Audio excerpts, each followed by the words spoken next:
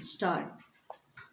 If you scan the history of the railways in this country, you will see that it was the presidency towns Bombay, Madras, and Calcutta that determined the pattern or our railways as well as of our industrial and economic growth.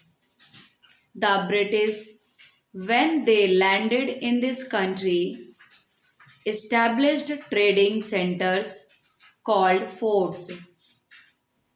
In Madras, it was Fort St. George. In Calcutta, it was Fort St. Williams.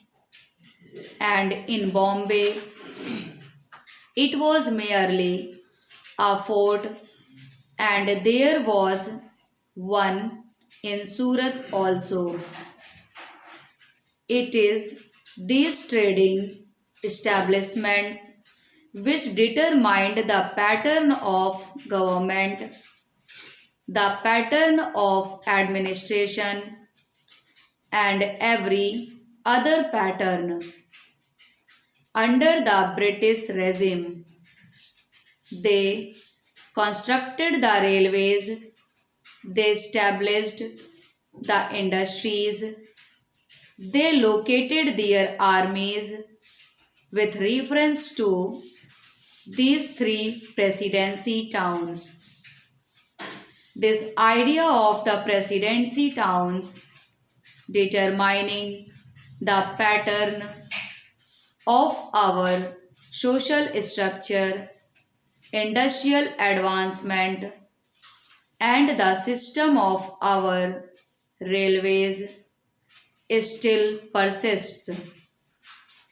That is the mental lag that is hampering the vision of the Planning Commission, the Railway Board, and the Railway Ministry.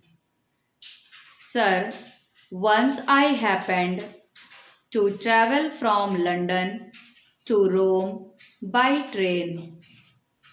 Another time I had to travel from Moscow to Leningrad by train. Nowhere did I find on the continent of Europe lines of varying breadth. It is all a uniform gauge. So is it in Russia? It may be 6 feet there. In America, in every industrial advanced country, you find that the gauge is uniform.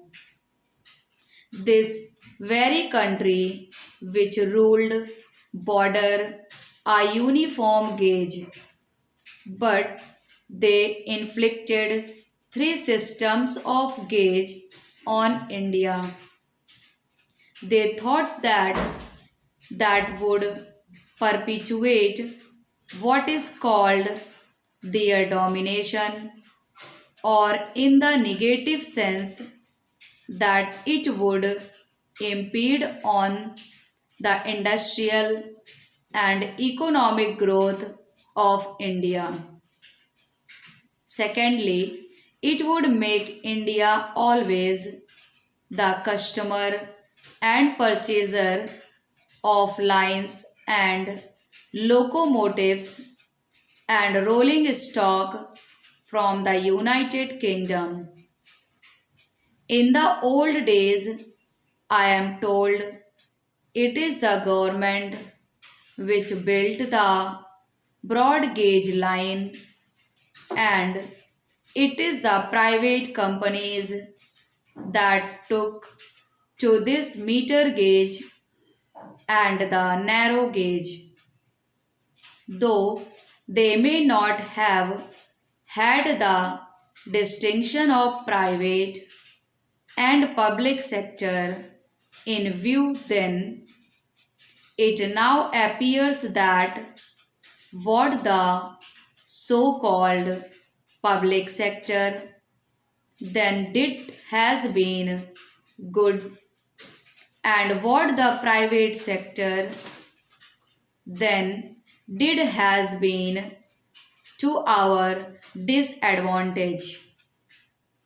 I would appeal to these agencies to introduce a uniform gaze throughout India.